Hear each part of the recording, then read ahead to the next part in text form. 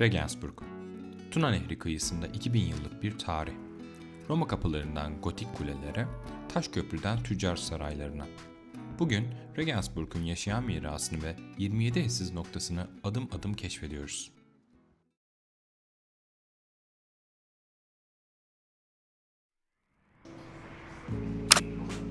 Gezimize Regensburg Merkez İstasyonu'ndan başlıyoruz. 1859 yılında açılan bu istasyon, şehrin sanayi devrimiyle bağlantısını sağlayan ilk noktadır. Demiryolunun gelişi, Regensburg'un yüzyıllar süren ekonomik durgunluğunu sona erdirmiş ve modernleşme sürecini başlatmıştır. Şimdi istasyondan ayrılarak Eskişehir'e doğru ilerliyoruz.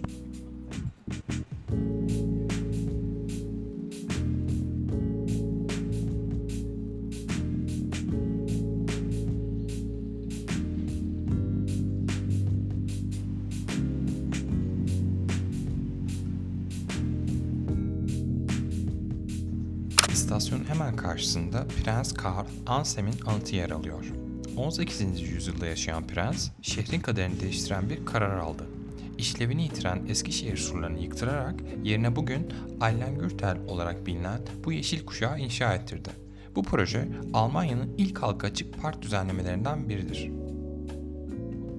Parkın hemen yanında St. Emmeram Sarayı bulunuyor. Burası aslen 8. yüzyılda kurulmuş bir Benediktin manastırıydı. 1810 yılında Avrupa Posta Teşkilatı'nı kurarak büyük bir servet edinen Thurn und Taxis ailesine verildi. Aile manastırı devasa bir saray kompleksine dönüştürdü ve yapı Almanya'nın en büyük özel konutlarından da biridir. Regensburg turunu yapıyorum. Yaklaşık 1,5 saat süren bir tur. Ben birazcık daha yürüyerek, gezerek, vloglayarak daha uzun yaparım diye düşünüyorum. Şehrin güney cephesini boydan boya saran bu yeşil hat, tarihi merkez ile modern trafik arasında bir tampon görevi görüyor diyebiliriz. Daha fazla vakit kaybetmeden güney kapısından Eskişehir'e doğru giriyorum.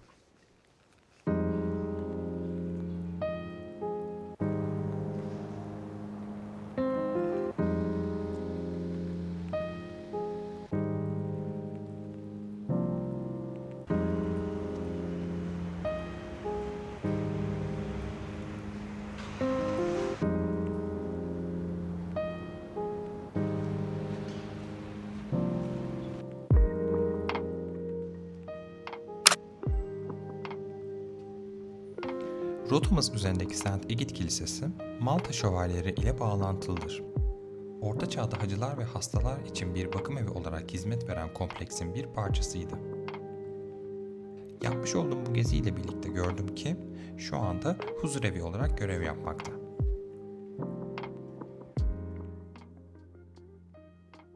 Barok tarzdaki iç mimarisi ve tarihi dokusuyla bölgenin önemli dini yapılarından biridir.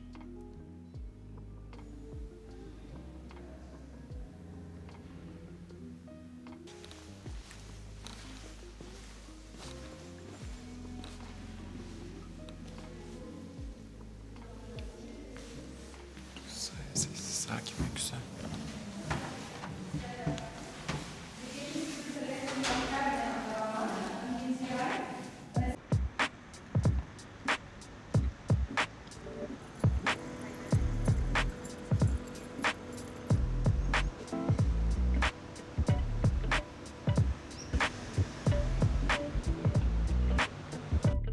Gustav Adolf Weiner'in evi, Regensburg'daki tarihi noktaları araştırdığınızda karşınıza çıkan noktalardan bir tanesi.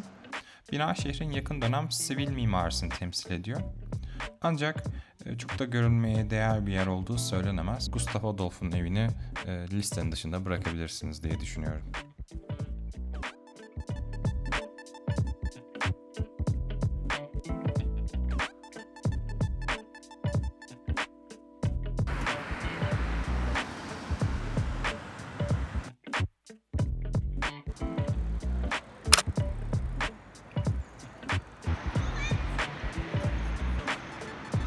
Yürüdüğüm yol hattının kenarında Stadtpark diye bir yer bulunuyordu. Oraya gitmeyi düşündüm ancak oraya gidersem diğer noktalara biraz daha gecikirim ve bu gecikmeyle de birlikte havanın kararmasını denk gelirim diye düşündüm. Risk etmemek adına şu anda rotaya uyup dümdüz devam ediyorum. Bu yol hattı da çok güzelmiş.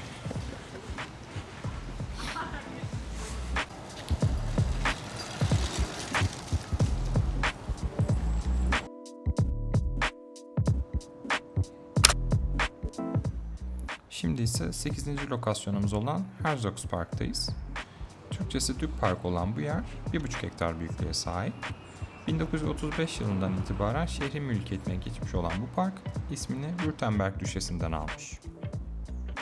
1293 yılına tarihlenen Herzogspark, Eskişehir surlarının bittiği noktadadır. Parkın içinde sur sisteminin ayakta kalan kulelerinden biri olan Prepunturm bulunur. Ayrıca Bavyera Düklerinin şehri kontrol altında tutmak için kullandığı stratejik bir nokta olarak da görev almıştır. Günümüzde Rönesans tarzı bahçe düzenlemesiyle korunmakta olan bu park, tatlı bir gezi rotası olarak listemize eklenmiştir.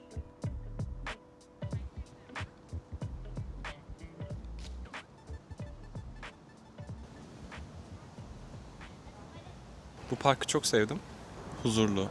Hemen nehrin yanındasınız.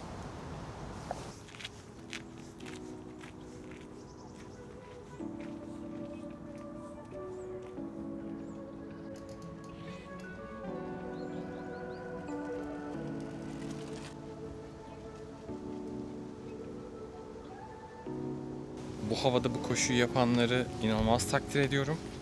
Özellikle herhangi bir bandana, işte burnu, ağzı kapatacak bir şey yapmadan koşanları. Çünkü hava şu anda soğuk.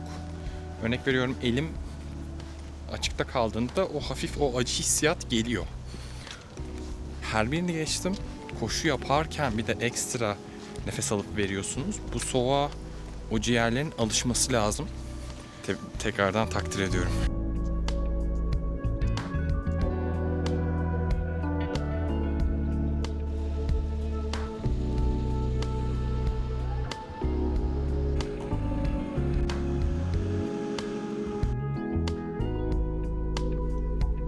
Eskişehir'e Arnavutplatz üzerinden giriş yapıyoruz.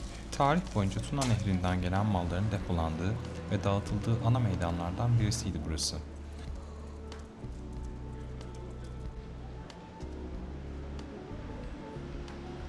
...12. yüzyılda İrlandalı Benediktin rahipleri tarafından kurulan St. Jakob Kilisesi'ni görüyoruz. Daha gezeceğimiz birçok nokta olduğu için kendisini uzaktan görmeyi tercih ediyorum ve diğer rotamıza devam ediyorum. Bismarckplatz, şehrin neoklasik mimarisinin yoğunlaştığı bir alandır. Arkada görülen büyük bina Başkanlık Sarayı'dır ve Napolyon döneminde Fransız elçiliği olarak kullanılmıştır.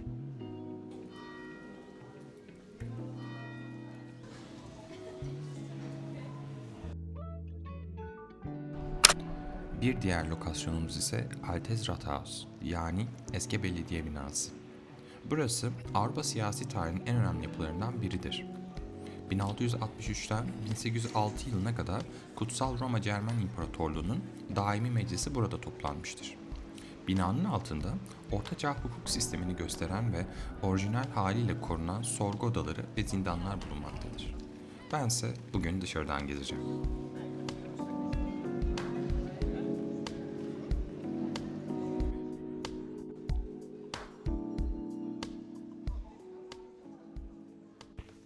Eski belediye binasına çok yakın olan Heidplatz, şehrin en eski meydanlarından birisidir. Ayrıca Orta Çağ'da şövalye turnuvalarına da ev sahipliği yapmıştır. Günümüzde ise kış aylarında Wintermarkt için kurulan bir pazar haline geliyor. Heidplatz'ın köşesindeki Ton Dittmer Sarayı, neoklasik döneme ait bir tüccar evidir. İç avlusundaki Rönesans tarzı revaklar, Regensburg tüccarlarının İtalyan mimarisinden ne kadar etkilendiğini de gösteriyor. Burası günümüzde kültürel etkinlikler için kullanılmaktadır.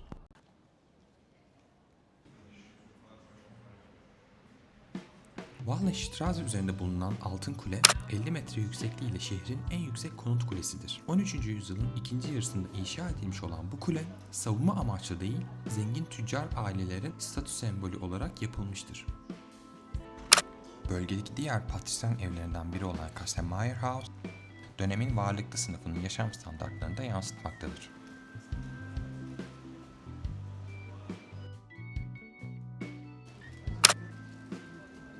Neufahrplatz, şehrin Yahudi mahallesinin bulunduğu alandı. 1519 yılında mahalle yıkılarak Yahudiler sürgün edildi ve sinagogun yerine Neufahrkirche inşa edildi. Meydanın zeminindeki beyaz rölyef çalışması yıkılan sinagogun planını birebir yansıtmaktadır. Kilise daha sonra Protestan cemaatine geçmiştir.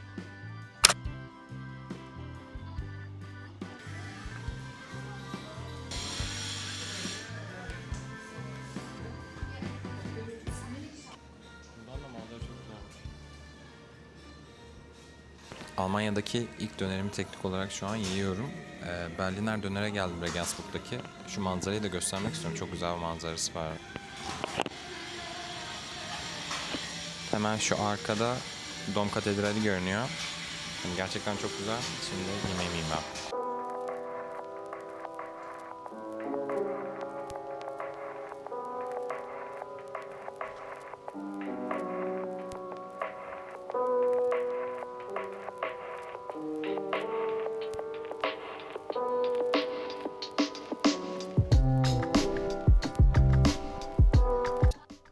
St. Peter Katedrali'nin hemen arkasında bulunan Niedermünster Kilisesi, Roma askeri kampı Castra Regina'nın komutanlık binası üzerine kurulmuştur. Yapılan kazılarda kilisenin altında Roma dönemine ve erken Hristiyanlık dönemine ait kalıntılar bulunmuştur. Gezmemiz gereken 7 lokasyon daha bulunduğu için ve hava da yavaştan kararmaya başladığı için St. Peter Katedrali'ne doğru yolumuza devam ediyoruz. St. Peter Katedrali, Bavyera'nın en önemli gotik yapısıdır. İnşasına 1273 yılında başlanmış, kuleleri ise ancak 1869 yılında tamamlanabilmiştir.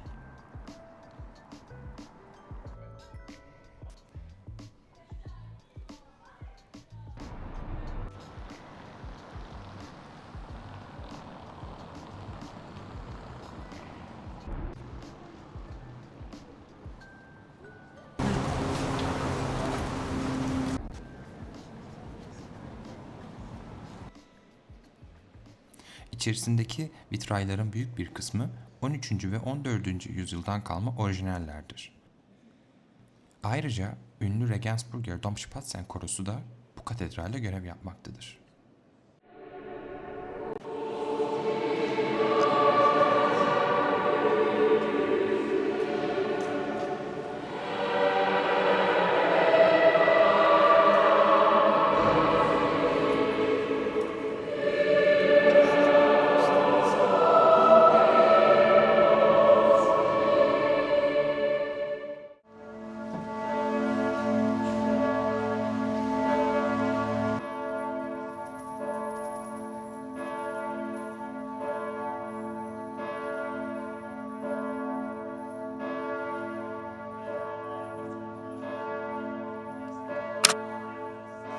Katedralin kuzeyinde yer alan Bischofshof tarihsel olarak piskoposların ikametgahıydı.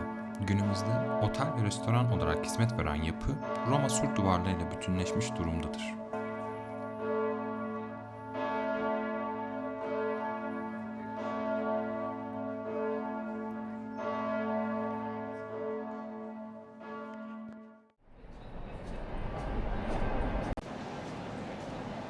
Porta Praetoria, M.Ö. 179 yılında İmparator Marcus Aurelius döneminde inşa edilen Roma Kalesi'nin kuzey kapısıydı. Ve ben de bu kapının hemen yanındaki ara sokaktan eski taş köprüye doğru ilerliyorum.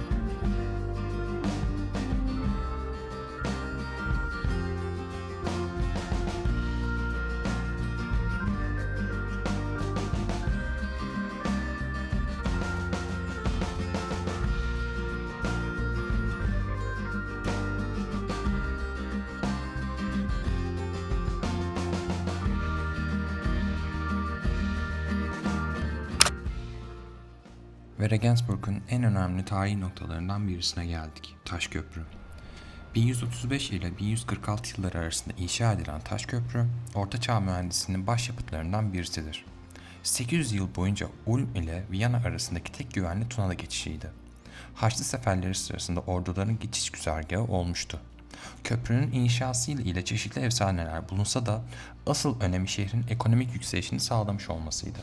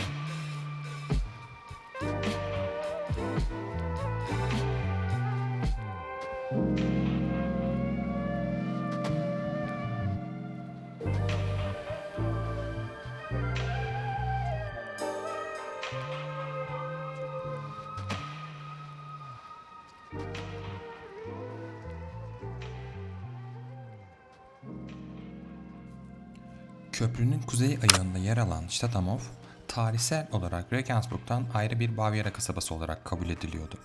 Bu durum hukuki ve idari farklılıklara yol açmıştı. Günümüzde ise UNESCO Dünya Mirası listesine dahildir ve renkli sivil mimarisi dikkat çekmektedir.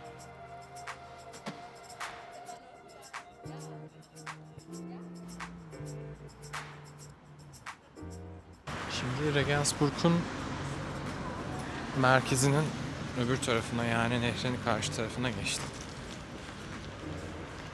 Burada anladığım kadarıyla karşı tarafa göre daha az tarihi bölge bulunuyor ama burası da keyifli.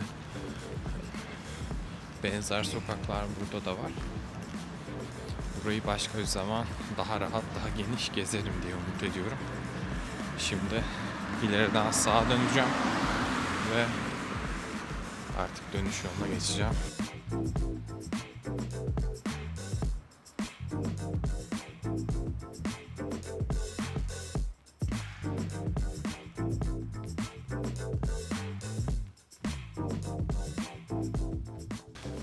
Bir yerden bağlanacağım ama tam olarak nereden bağlanacağım ondan emin değilim. Hatta birazdan şeyi bile kontrol edebilirim, Maps'i. Hava da kararmaya başladı diyorum ve evet, ne yaptım ettim ve görmem gereken yere geldim. Burayı görmek istiyorum. Stadthamof'un ana kilisesi olan St. Andreas, bölgenin dini merkezidir. Yapı, Stadthamof'un bağımsız kasaba kimliğinin bir parçası olarak tarihi boyunca önemini korumuştur. Özellikle Eskişehir tarafından Stadthamof'a baktığınızda bu yapıyı görmeniz mümkün olacaktır.